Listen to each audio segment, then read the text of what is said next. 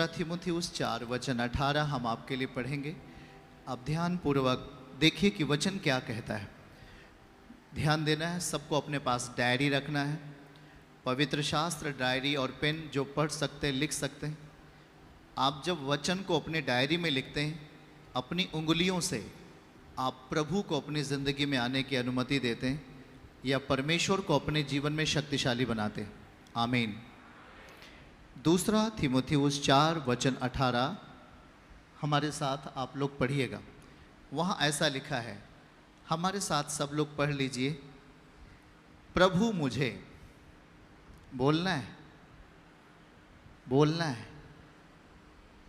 बोलिए, प्रभु मुझे हर एक बुरे काम से छुड़ाएगा और अपने स्वर्गीय राज्य में उद्धार करके पहुंचाएगा। उसी की महिमा युगान युग होते रहे।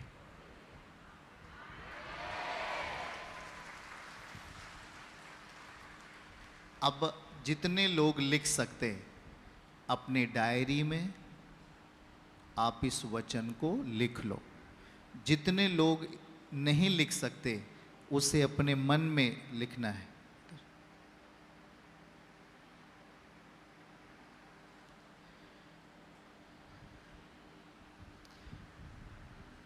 फिर से बोलिए, प्रभु मुझे हर एक बुरे काम से छुड़ाएगा और अपने स्वर्गीय राज्य में सुरक्षित पहुंचाएगा।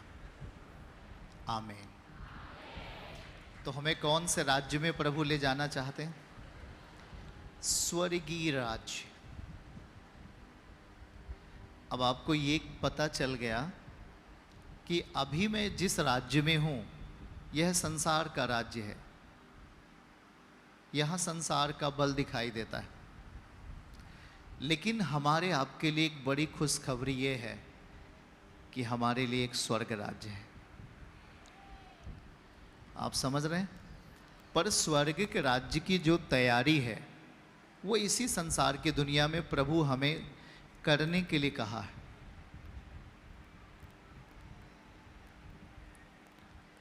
क्योंकि ये तैयारी की जगह है। अभी तक हमें ये मालूम नहीं था, लेकिन पवित्र शास्त्र कहता है कि वो हमें छुड़ाएगा इस संसार से, इस संसार की गंदगी से छुड़ाकर हमें स्वर्गीय राज्य में ले जाएगा। आमीन। मतलब समझिएगा, इसका मतलब है कि जिस राज्य में अभी हम हैं यह एक सांसारिक राज्य है, एक संसार की दुनिया में है। यहाँ इंसान शरीर में खत्म होगा, मिट्टी में मिलेगा, लेकिन जब शरीर से कुछ निकलेगा, अभी एक बेटे के शरीर से तो बहुत बुरा चीज़ निकला और वो फिर से मनुष्य के रूप में आ गया, लेकिन हमारे आपके अंदर एक मनुष्यत्व है, एक व्यक्ति है, उसे हम आत्मिक व्यक्ति कहते हैं और उसका भोजन आत्मिक है। अब हम उस आत्मिक व्यक्ति को तैयार कर रहे हैं स्वर्गीय राज्य के लिए। आमीन। क्योंकि बाइबल कहती है कि जब प्रभु यीशु मसीह का आगमन होगा, दोबारा आगमन, यीशु मसीह बादलों पे आएगा, तो वो अपने साथ किसे उठाएगा? उस व्यक्ति को उठाएगा जिसने आत्मिक रीत से चाल चलना सीखा है, जिसने अपने जीवन को आत्मिकता में परिपूर्ण किया है, जो दोष भावना से जिया, कटु भावना से जिया और कुटिलता की भावना लेकर इस जगत में रहा, वो कभी भी उस आत्मिक मनुष्य के स्वभाव में बन नहीं सकता। और इसलिए आज यहाँ पर प्रभु हमें कहता है कि मुझे प्रभु हर एक बुरे काम से छुड़ाएगा। एक बार ठीक ठीक तुम पढ़ लो भाई, आप लोग पढ़ लीजिए क्या लिखा है, क्योंकि यही वचन आपको छुड़ाएगा। सीधा सीधा लिखा है कि प्रभु मुझे हर एक बुरे काम से क्या करेगा? इसका मतलब बुरा काम हमें स्वर्गीय राज्य में जाने नहीं देता है। बुरी परिस्थितियां हमें स्वर्गीय राज्य में अवरोधक हैं, रुकावट हैं। और इसलिए प्रभु आज अपने प्रिय बेटे बेटियों से कह रहा है कि पापों से मन फिराओ, क्योंकि स्वर्ग का राज्य निकट आ गया है। आमीन कहिए आप। स्वर्ग का राज्य कहाँ आ गया है भैया? एक दूसरे से बोलिए, निकट आ गया है। निकट आया कि नहीं आया?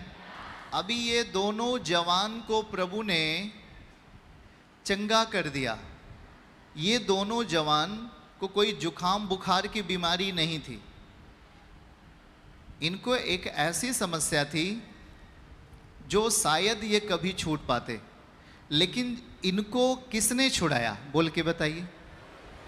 ये दोनों जवान को किसने छुड़ाया? तो परमेश्वर का राज्य उनमें आ गया है। जब तक परमेश्वर का राज्य उस व्यक्ति में जाएगा नहीं, वो आजाद ही नहीं हो सकता। और यीशु मसीह ने कहा कि जहां पर मेरे नाम से दुष्ट आत्माएं निकाली जाती हैं, बीमार चंगे किए जाते हैं, मेरा राज्य वहीं पर है। आप सोच लो, प्रभु कह रहा है कि मैं तुझे बुरे काम से छुड़ाने आया हूं।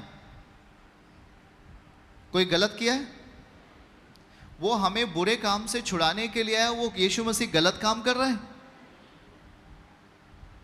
और हमें कौन से राज्य के लिए स्टैंड कर रहा है, खड़ा कर रहा है? कौन से राज्य में ले जाने के लिए? पड़ोसी को हाथ पकड़ो, स्वर्गीय राज्य में जाना है। आमीन। अब कोई ये कहे कि हमें कभी मरना ही नहीं है, तो वो तो उसका एक पागलपन है। क्योंकि प्रभु ने मृत्यु का स्वाद चखा। क्यों चखा? प्रभु चाहता तो मरता नहीं, लेकिन वो क्यों मरा? क्योंकि वो धरती पे आकर ये देखना चाहता था कि मनुष्य के ऊपर क्या क्या दुख आते हैं। बेचारा बीमारी में होता है, गरीबी में चला जाता है, कोई धनवान आदमी गरीब को सताता है, दुख सहता है। वो सारी चीजें का अनुभव किसने लिया? यीशु पिता ने।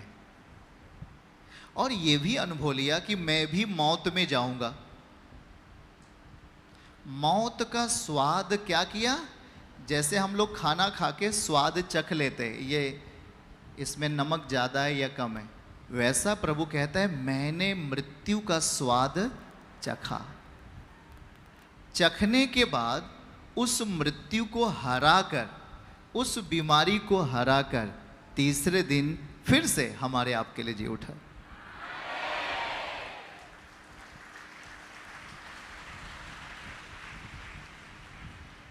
अंधियारा कभी ज्योति को हरा सकता है? वैसे ही समझ लो, यीशु मसीह यूहन्ना 8:12 में लिखा कि मैं जगत की, जो कोई मेरे पीछे हो लेगा, जो कोई मेरे पीछे हो लेगा, वो अंधियारे में नहीं चलेगा। ये दोनों जवान बेटे अभी जो गवाही दिया, ये किसके पीछे हो लिए? अब बताओ, ये ज्योति में है कि अंधियारे में है? ज्योति में आ गए, मौत से छूट गए कि नहीं छूट गए? वैसे आज बहुतोरे के जीवन में, बहुत सारे भाई बहनों के जीवन में परमेश्वर काम करने जा रहा है यीशु मसीह के नाम में। आमीन, हालेलुया।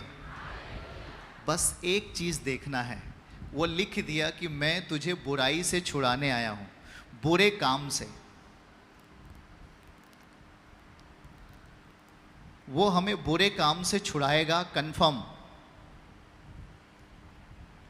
ये नहीं लिखा, कंफर्म कर रहा है, छुड़ाएगा।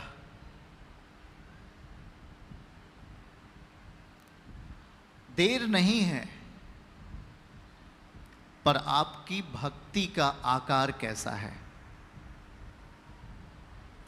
आपने अपना स्पिरिचुअल लाइफ, अपना आत्मिक जीवन देखो। जब हम मसीह के सामने आते हैं तब हमें यह भाषा पता चलती है कि हम एक आत्मिक व्यक्ति हैं।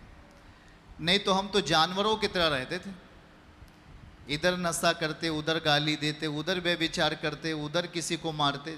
रोड पे खड़ा जानवर बगैर जानवर आपको मार दिया बगैर पूछे, ऐसे ही तो मनुष्य की नीयत हो गई। ये पाप का अस्तित्व है उसके अंदर। किसका? पाप का। और प्रभु कह रहा है कि मैं तुझे बुरे काम से छुड़ा सकता हूं। वो हमें बुरे काम से छुड़ाएगा और स्वर्ग के राज्य में ले जाएगा। चर्च की सभी प्रार्थनाओं को और परमेश्वर के दास के द्वारा टीचिंग सुनने के लिए और अपडेट्स को जानने के लिए हमारे इस चैनल को सब्सक्राइब करें और साथ में बेल आइकन को जरूर दबाएं ताकि जब भी लाइव प्रार्थना हो तो सबसे पहले आप देख सकें।